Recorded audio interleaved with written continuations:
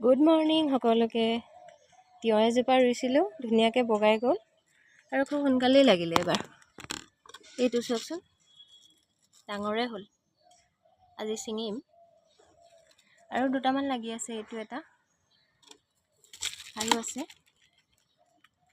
কলিও আছে দুটামান। এইটো এইফালে আছে এটা, এইটো ধুনীয়াকৈ লাগিছে।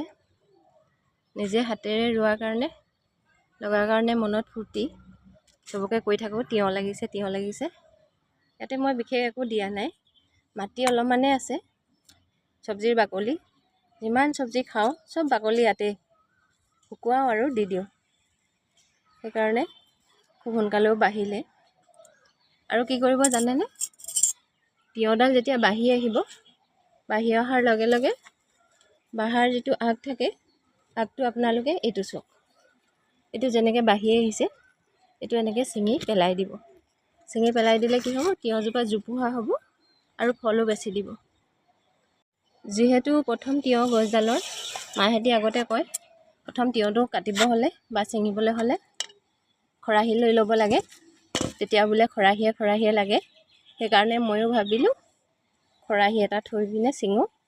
খৰাহীয়ে লাগিলে খায়ো ভাল লাগিব, নে কি কয়? এটাই ছিঙিছোঁ, খৰাহীত লৈছোঁ।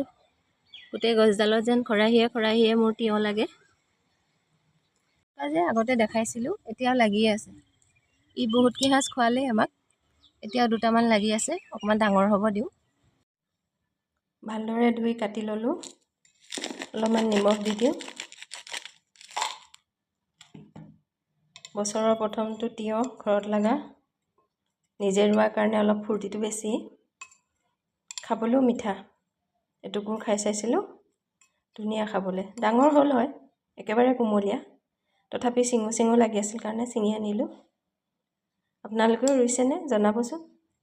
আমাৰ ঘৰত মানে মাটিখিনি নতুন মাটি ভৰাই দিলোঁ। ভাল মাটি নাই, কিবা কৰি পিনে মাটি ক'ৰবাৰ পৰা যোগাৰ কৰি ৰুইছিলোঁ। তথাপি যে লাগিলে সেইটোৱে ফূৰ্তি মনত।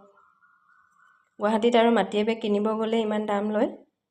ক'ৰ পৰা বা দিয়ে, নলাৰ পৰাই উঠাই দিয়ে নে ক'ৰ পৰাই উঠাই দিয়ে, সেই বুলি ভাবিয়ে কিনিও নানো। দামটো বাৰু বেলেগ কথা। নিজে কিবা কৰি কষ্ট কৰি ৰুইছোঁ, সেইকাৰণে ফলটো লাগিছে, মনটো ভাল লাগিছে। আজিলৈ ইমানেই, ধন্যবাদ।